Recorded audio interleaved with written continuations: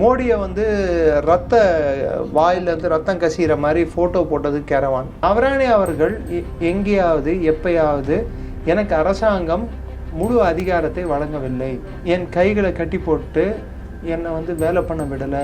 பழைய வீடியோஸ் எல்லாம் பார்த்தீங்கன்னா சைனாக்காரங்க சைனீஸ் சோல்ஜர்ஸை வந்து பார்டருக்கு எடுத்து வராங்க, ஒவ்வொரு ஒப்பாரி வச்சு அழுதுட்டு இருப்பாங்க. பார்த்துருக்கீங்களா? இதெல்லாம் ராகுல் காந்தி பார்க்கணும். தயவுசெய்து அவருக்கு அந்த வீடியோ இருந்தால் கொஞ்சம் போட்டு காட்டணும். அப்போ யாருக்கு பயந்தான்னு சொல்லிட்டு தெரியும். ராகுல் காந்தியோட கட்சியின் அணுகுமுறை இத்தனை வருடங்களாக எப்படி இருந்திருக்கிறது?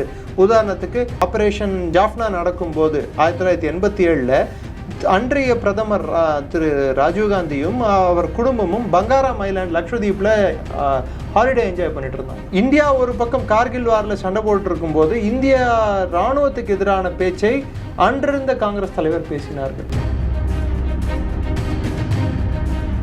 ரிப்போர்ட்ஸ் நவ் நேயர்களுக்கு வணக்கம். இன்று நம்மோடு இணைந்திருக்கும் சிறப்பு விருந்தினர் ஜியோ பொலிட்டிக்கல் கமெண்டேட்டர் திரு டாக்டர் நிரஞ்சன் அவர்கள். வணக்கம் சார். வணக்கம். ஜெய்ஹிந்த். ஜெய்ஹிந்த் சார். பாராளுமன்றத்தில் இவ்வளோ நாள் இந்தியன் கான்ஸ்டியூஷனை கையில் எடுத்துகிட்டு வச்சிருந்த அப்போசிஷன் லீடர் ராகுல் காந்தி அவர்கள் இன்னைக்கு பார்க்குறோம், இந்த தருணத்தில் அவர்கிட்ட இருக்கிற ஒரு புக்காக பார்க்கப்பட்டது அன்பப்ளிஷ்டாக இருக்கிற ஒரு புக். அதோட ஆர்டிக்கிள் எடுத்து வச்சுட்டு இது இந்தியாவுடைய நேஷனல் செக்யூரிட்டிக்கு அச்சுறுத்தும் விதமாக இருக்கிறதுனால கண்டிப்பாக இதை நீங்கள் பேச விடணும் அப்படின்னு சொல்கிறாரு. அதற்கு ஆளும் கட்சி ராஜ்நாத் சிங் அவர்களாக இருக்கட்டும், அமித்ஷா அவர்களாக இருக்கட்டும் ரொம்பவே கோபம் கொண்டு அதை பண்ணக்கூடாது அப்படின்ட்டு டெஸ்பரேட்டாக அவங்க வந்து ஸ்டாப் பண்ணுறாங்க. அப்படின்றப்போ what is this against India ஏதோ ஒன்று இருக்கான்ற ஒரு கேள்வி எழுந்திருக்கு. ஃபர்ஸ்ட் ஆஃப் ஆல் அது எந்த காரணத்துக்காக அவர் பேச ஆரம்பித்தார்? ஜனாதிபதியின் பேச்சுக்கு அதற்கு பதிலளிக்கும் விதத்தில் அந்த டிபேட் நடந்தது. பாராளுமன்றத்தில் அவர் எதிர்கட்சிகள் அவங்க கருத்தை தெரிவிப்பாங்க, ஆளுங்கட்சி வந்து அவங்க கருத்தை தெரிவிப்பாங்க. அந்த செஷன் நடந்துகிட்ருக்கு.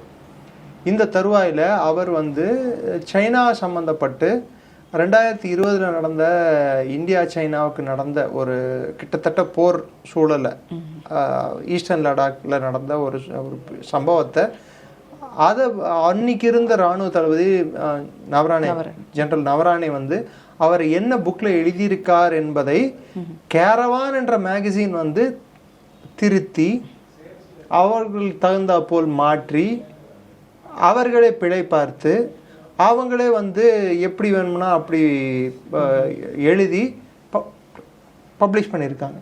இந்த கேரவான் மேகசினோட ட்ராக் ரெக்கார்டு என்ன? ஒரு காலத்தில் ஜார்ஜ் பெர்னாண்டஸ் மீது செவப்பெட்டி ஊழல் அப்படின்னு சொல்லிட்டு குற்றம் சுமத்துனாங்க. மோடியை வந்து வாயிலிருந்து ரத்தம் கசிகிற மாதிரி ஃபோட்டோ போட்டது கேரவான். இன்ஃபேக்ட் கேரவானோட ஓனரே வந்து செக்ஷுவல் ஹராஸ்மெண்ட் கேஸில் ஒரு காலத்தில் கம்பி எண்ணார். கோவாவில் நடந்த லிட் ஃபெஸ்ட் முடிஞ்ச உடனே ஐ திங்க் 2013 நினைக்கிறேன், 2013-14. ஸோ இது மாதிரி கிரெடிபிலிட்டி இருக்கிற மேகசீனுக்கு வந்து நம்ம எவ்வளோ கிரெடிபிலிட்டி? உங்களுக்கு எத்தனை பேருக்கு தெரியும் கேரவான் மேகசின்னா என்னன்னு சொல்லிட்டு? ஹிட்ஜாப் பண்ணுறதுக்கு வேணும்னா அந்த மேகசின் வந்து சிறந்த மேகசினாக இருக்கலாம். என்னை வந்து ஆப்ரேஷனில் ஆர்மியோட ரோலை வந்து அவங்க முழுமையாக திறன்பட செயல்பட விடலை, ஆர்மிக்கு வந்து கட்டுப்பாடுகள் விதிச்சிருந்தாங்க எங்கேயாவது சொல்லியிருக்காரா? இல்லை. அப்படி இல்லாத பட்சத்தில் அப்போ இருந்த கோர் கமாண்டர் வைகே ஜோஷி அவர்கள் ஏதாவது சொல்லியிருக்காரா? அன்னைக்கு இருந்த மற்ற இராணுவ தளபதிகள் ஏதாவது தெரிவிச்சிருக்காங்களா? இல்லை. எந்த விதத்தில் எடுத்து பார்த்தாலும் நவராணி வந்து ஏஎன்ஐ ஸ்மிதா பிரகாஷ் அவர்களுக்கு 2022 அவர் ரிட்டையர் ஆனப்போ பிற்பாடு கொடுத்த இன்டர்வியூ அது திரும்பி ரீடெலிகாஸ்ட் பண்ணியிருக்காங்க, நீங்கள் கூட பார்க்கலாம் யூடியூப்பில். அதில் அவர் கிளீனாக தெரிவிக்கிறாரு, ஆகஸ்ட் 20 வாக்கில் இந்தியா வந்து கைலாஷ் ரேஞ்சஸை வந்து கைப்பற்றுறது, பேங்காக் ஷோக்கு இந்த பக்கம். அது சைனா அதை பிடிக்கிறதுக்கு முன்னாடியே நம்ம இராணுவமும் சஸ்திரசீமா பல்லும் 2 பேரும் போயிட்டு இதை வந்து அவங்க கைப்பற்றுறாங்க. அதற்கு முன்னாடி வரைக்கும் ட்ரில் என்னடான்னா, இந்தியாவுக்கு சைனாவுக்கு இருந்த ட்ரில் வந்து சைனா வந்து அவங்க நம்ம ஒரு இடம் வரைக்கும் போவோம், அவங்க ஒரு இடம் வரைக்கும் அவங்க அதை வந்து நிறுத்தினாங்கன்னா அப்போது நமக்கும் அவங்களுக்கும் ஒரு சச்சரவு ஏற்படும் போது துப்பாக்கிகள் ஏந்தி கொண்டு போகக்கூடாது. To prevent any kinetic action, அதாவது ஒருத்தரை பார்த்து ஒருத்தர் சுட்டுக்கிறத ப்ரிவெண்ட் பண்ணுறதுக்கும் எஸ்கலேஷனை ப்ரிவெண்ட் பண்ணுறது துப்பாக்கி ஏந்திட்டு போகக்கூடாது. அப்படியே கூட அவங்க 40 பேரை கூப்பிட்டு வந்தால் நம்ம 40 பேரை கூப்பிட்டு போகணும். அப்போது அந்த பிளட்டூன் கமாண்டரோ, செக்ஷன் கமாண்டரோ, இல்லை கம்பெனி கமாண்டரோ, இல்லை பெட்டாலியன் கமாண்டரோ யார் இருக்காங்களோ அவங்க போயிட்டு அவங்க கூட இன்னொரு சோல்ஜரோ இல்லை அதர் ரேங்கோ போயிட்டு அதர் சைடில் அதே ஈக்குவலன்ட் ரேங்க் இருக்கவங்க கூட கை குலுக்கி இது மாதிரி முடிச்சுக்கலாம் அப்படின்னு சொல்லிட்டு பேசிட்டு பேச்சுவார்த்தை மூலம் டிஸ்எங்கேஜ்மெண்ட்டை அப்ரோச் பண்ணு.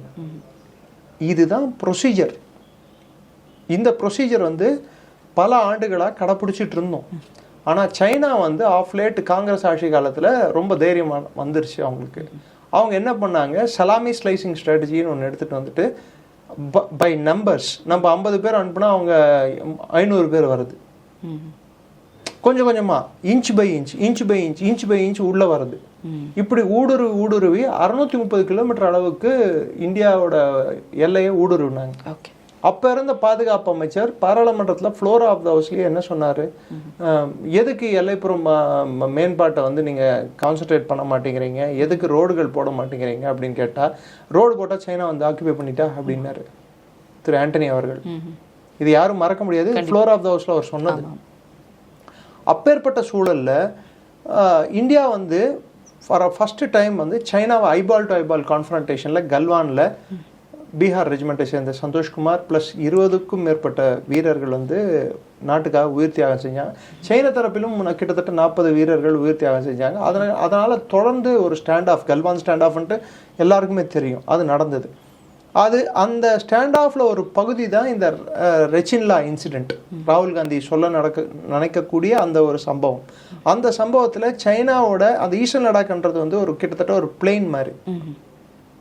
அந்த பிளேனில் வந்து அவங்க டேங்குகள் எடுத்துகிட்டு வந்துட்டு முன்னே மூவ் பண்ணி வராங்க. ஸோ அந்த சூழலில் அவங்க 4 டேங்க் எடுத்துகிட்டு முன்னேறுறாங்க. முன்னேறும்போது நம்ம அதுக்கு முன்னாடியே மேலே இருக்கிற ரிட்ஜஸ்லேருந்து ஃபயரிங் ஸ்டார்ட் பண்ணுறோம். ஓகே. ஸோ அது வரைக்கும் 1967 சோலா நதுலா இன்சிடென்ட்டுக்கு அப்புறம் ஃபர்ஸ்ட் வாட்டி ஃபயரிங் இன்சிடென்ட் ரிப்போர்ட் ஆகுது. ஸோ சைனா வந்து இதெல்லாம் வந்து நவரானே சொன்ன statements.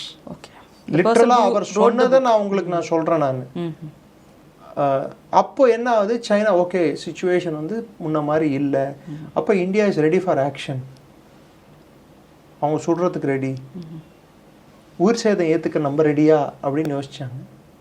Let us not forget, சைனாவோட ஆர்மி வந்து கான்ஸ்கிரிப்ட் ஆர்மி. கான்ஸ்கிரிப்ட் ஆர்மின்னா கட்டாயம் இராணுவத்தில் சேரணுன்ற ஒரு அடிப்படையில் அவங்க வந்து இராணுவத்தில் எல்லாரையும் அந்த நாட்டு மக்கள் வந்து சர்வ் பண்ணணும். அதனால் அவங்களுக்கு மேண்டேட்ரி ட்ரைனிங்கே வந்து 7 மாதம் தான் கொடுப்பாங்க. அவங்க அந்த ஒரு ஹைட்டில் கல்வானில் ஈஸ்டர்ன் லடாக்கில் சப்ஜீரோ டெம்பரேச்சர்ஸில் சண்டை போடக்கூடிய தன்மையோ திறமையோ இல்லை மன உறுதியோ சைனா இராணுவத்துக்கு இல்லை. அடிப்படையாக இது நம்ம புரிஞ்சுக்கணும்.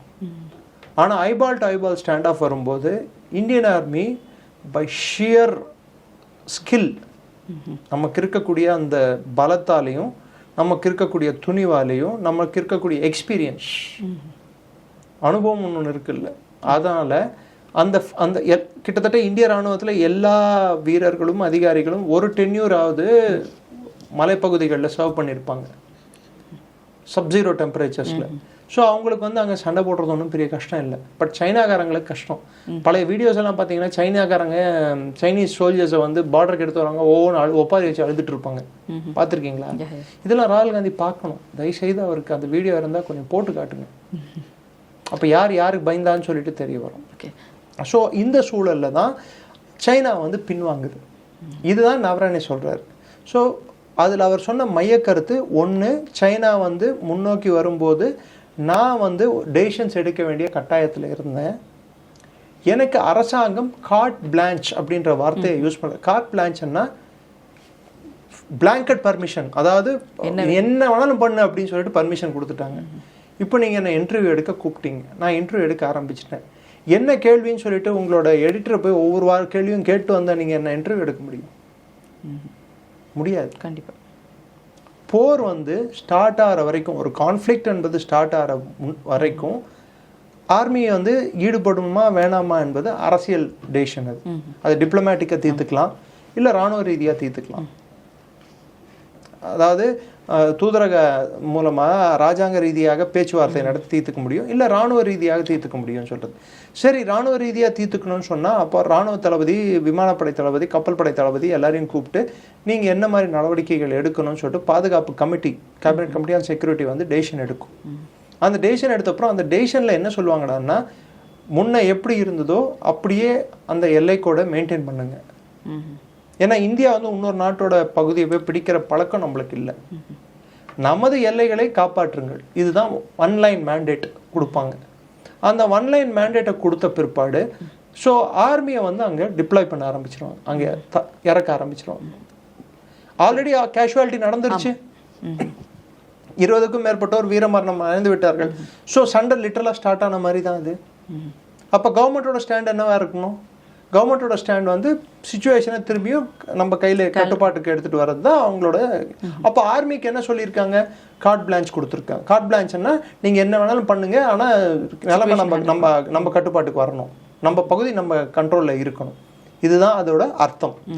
அதுக்கு தொடர்ந்து என்னென்ன செயல்பாடுகள் நடக்கிறதோ, இப்போ ராச்சின்லால இராணுவம் போய் உட்கார்றது, நம்ம ஆர்ட்லரி ஃபயர் பண்ணுறது, நம்ம இராணுவ வீரர்கள் அவர்களை நோக்கி சுடுவது, அவர்கள் நம்மை நோக்கி சுடுவது, எத்தனை ரவுண்டு துப்பாக்கி சூடு நடந்தது, அவங்க எவ்வளோ ரவுண்டு சுட்டாங்க, இதெல்லாம் வந்து அரசாங்கத்துக்கு அவர்களை மிஞ்சிய விஷயங்கள். ஆப்ரேஷனல் மேட்டர்ஸை வந்து எந்த கவர்மெண்ட் வந்து தலையிட முடியாது. அவங்க கொடுக்குற மேண்டேட் என்னடான்னா, நீ இந்த இலக்கை அடையணும், இதுதான் உனக்கு வைத்திருக்கிற குறிக்கோள். உதாரணத்துக்கு இத்தனை டெரர் கேம்ப் அடிக்கணும் அப்படின்னா அது மாத்திரம்தான். என்ன குண்டை யூஸ் பண்ணோம், என்ன பிளேனை யூஸ் பண்ணோம், எத்தனை பைலட்டை யூஸ் பண்ணோம், பாகிஸ்தான் திரும்பி ரிட்டாலியேட் பண்ணா என்ன ரிட்டாலியேட் பண்ணோம், இதெல்லாம் வந்து கவர்மெண்ட் வந்து இன்டர்ஃபியர் ஆகிட்டு இருக்க முடியாது. Capture Dhaka, liberate East Pakistan. This is the mandate given by Indira Gandhi to Manekshaw. Was it delivered or not? Yeah. Kargil, throw Pakistanis out of Kargil heights. Was it delivered or not? Yes. Operation Sindhurliyum seri, Galwanliyum seri, அங்கே terror camps destroy பண்ணுறது, இங்கே கல்வானில் வந்து status quo, அதாவது முன்னே எப்படி இருந்ததோ அப்படியே maintain பண்ணுறது. அதை இன்னி வரைக்கும் மெயின்டைன் பண்ணுறாங்களா இல்லையா? தௌலத் பேக் கோல்டி அங்கே இருக்கிற ஏர் ஸ்ட்ரிப் வந்து ஆப்ரேஷனல் ஆச்சா இல்லையா? இந்த சைடு பார்டர் ரோடு இன்ஃப்ராஸ்ட்ரக்சர் மேம்பட்டிருக்கா இல்லையா? ஸோ இதெல்லாம் கருத்தில் கொண்டு பார்க்கும்போது அன்னைக்கு இந்திய கவர்மெண்ட்டோட செயல்பாடு வந்து இராணுவ தளபதிக்கு முழு அதிகாரம் கொடுத்தார்கள் என்பதுதான் அடிப்படை உண்மை. அதை இவங்க இஷ்டத்துக்கு திரித்து எழுதினாலோ இல்லை மாற்றி எழுத நினைத்தாலோ அதுக்கு திரு ஜெனரல் நவரானேவோட ஸ்டேட்மெண்ட்ஸே வந்து அவர், ஏன்னா அவர் எழுதாட்டியும் அவர் புக்கு இன்னும் பிரசுரத்துக்கு வராட்டியும் அவரோட பேச்சு என்பது ரெக்கார்டட், வீடியோ ரெக்கார்டட்.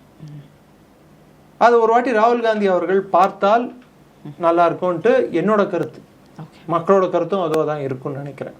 இது இப்படி இருக்க பிரச்சனை எங்கே வருதுன்னா, அரசாங்கம் இதை விட்டுருக்கணுமா அப்படின்னா என்ன தெரிஞ்சு அரசாங்கம் அவரை பேச விட்டுருக்கணும். He would have exposed himself. ஏன்னா அந்த ஃப்ளோர் ஆஃப் த ஹவுஸ் அவர் ஒரு விஷயத்தை வந்து போடுறார் அப்படின்னா அதை அவர் வந்து ஊர்ஜிதப்படுத்தணும். ப்ரூஃப் ஆமாம் நான் இது ஐ ஸ்டாண்ட் பை இட் அப்படின்னு சொல்லிட்டு சொல்லணும். நாளைக்கு அது பொய்ன்னு தெரிஞ்சாலோ இல்லை அது வந்து உண்மைக்கு மாறாக இருக்குன்னு தெரிஞ்சாலோ யார் அதனால வந்து கலங்கப்பட போகிறது மக்கள் முன்னாடி? ராகுல் Gandhi. So technically what the government did is right, but practically what they did is not right. அதுதான் இங்கே பிரச்சனை. ஸோ அந்த விஷயத்துலேருந்து எடுத்து பார்த்தோம்னா ராகுல் காந்தியோட கட்சி, நான் ரெட்டோரிக்குள்ளே போக விரும்பலை. ரெட்டோரிக்குன்னா ராகுல் காந்தியோட கட்சியின் அணுகுமுறை இத்தனை வருடங்களாக எப்படி இருந்திருக்கிறது. உதாரணத்துக்கு ஆப்ரேஷன் ஜாஃப்னா நடக்கும்போது 1987 அன்றைய பிரதமர் திரு ராஜீவ்காந்தியும் அவர் குடும்பமும் பங்காராம் ஐலாண்ட் லக்ஷதீப்பில் ஹாலிடே என்ஜாய் பண்ணிட்டு இருந்தாங்க. ஆப்ரேஷன் டோக்லாம் இன்சிடென்ட் நடக்கும்போது ராகுல் காந்தி சைனா தூதரை போய் சந்திச்சார் டின்னருக்கு. அதற்கு முன்னாடி கொஞ்சம் எடுத்து பார்த்தா இந்தியா ஒரு பக்கம் கார்கில் வாரில் சண்டை போட்டு இருக்கும்போது இந்திய இராணுவத்துக்கு எதிரான பேச்சை அன்றிருந்த காங்கிரஸ் தலைவர் பேசினார்கள். அரசாங்கத்துக்கு எதிராக பேசுறது வேற, இராணுவத்துக்கு எதிராக பேசுறது வேற. அதற்கு முன்னாடி அவர்கள் வரலாற்றை கொஞ்சம் சற்றே புரட்டி பார்த்தால் சாம் மேனக்ஷாவுக்கு கொடுக்க வேண்டிய பென்ஷன் தொகையை கூட ஒரு காலத்தில் நிலுவையில் வச்சிருந்தாங்க. அப்துல் கலாம் பிரதமராக இருந்து அவர் ஊட்டி ஹாஸ்பிட்டலில் போய் திரு மேனக்ஷாவை பார்க்கும்போது, அப்போ அவர் பிரசிடெண்ட்டாக பார்க்கும்போது, அப்போ மேனக்ஷா உனக்கு என்ன வேணும்னு சொல்லி கேட்கும்போது என் பென்ஷன் வந்து ஹோல்ட் ஆயிருக்குன்னு சொல்லும்போது 1 crore மேலே அவரோட பென்ஷன் வித்தல்ட் ஆயிருந்தது. அந்த காசோலையை வழங்கின பிற்பாடு காசோலையை அவர் வாங்கிட்டு உடனே வந்து சோல்ஜர்ஸ் வெல்ஃபேர் ஃபண்டுக்கு கொடுத்துட்டாரு. சாம் மேனக்ஷா, சாம் பகதூர், இந்தியாவோட ஃபர்ஸ்ட் ஃபீல்ட் மார்ஷல். நிறைய பேர் நினைப்பாங்க Cariappa is the first field marshal. No, Manekshaw is the first field marshal. Subsequently தான் கரியப்பாவுக்கு வந்து ஃபீல்ட் மார்ஷல் என்ற அந்த ரேங்க் கொடுக்கப்பட்டது. ஸோ கரியப்பாவுக்கும் 1900 இஃப் ஐ எம் ரைட் 50களில், எர்லி பார்ட் ஆஃப் 50களில் நீங்கள் வந்து திசை மாதிரி பேசிகிட்டு இருக்கீங்க, தேவையற்ற விஷயங்களை பேசாதீங்க அப்படின்னு சொல்லிட்டு கடிதம் எழுதினார்கள் ஓப்பனாக. ஜெனரல் திம்மையாவை பாராளுமன்றத்தையே அசிங்கப்படுத்தினாங்க. அன்னைக்கு யார் பிரதமர்னு சொல்லிட்டு எல்லாருக்கும் தெரியும். சைனா போர் நடக்கும்போது யார் வந்து இந்திய விமானப்படையை யூஸ் பண்ணாமல் தவிர்த்தது என்பது உலகம் அறிந்த உண்மை. இன்னும் சொல்ல போனால் அதோட ஒரு படி மேலே போய் சொன்னால், எதையெல்லாம் நம்ம போர்க்களத்தில் ஜெயிச்சோமோ அதையெல்லாம் வந்து சிம்லாவில் நெகோஷியேட்டிங் டேபிளில் தொலைச்சது யார் என்பது உலகம் அறிந்த உண்மை. இவ்வளோ ட்ராக் ரெக்கார்டு வச்சுக்கிட்டு நீங்கள் வந்து இந்த கவர்மெண்ட்டையும் இவங்களையும் பற்றி பேசுறது சரியா, நியாயமா, தர்மமா, அடுக்குமா? மக்கள் பார்வைக்கு நம்ம விட்டுருணும். எங்களோட இணைந்து பல்வேறு கருத்துக்களை பயந்தமைக்கு ரொம்ப நன்றி சார். நன்றி. ஜெயந்த். ஜெயந்த்.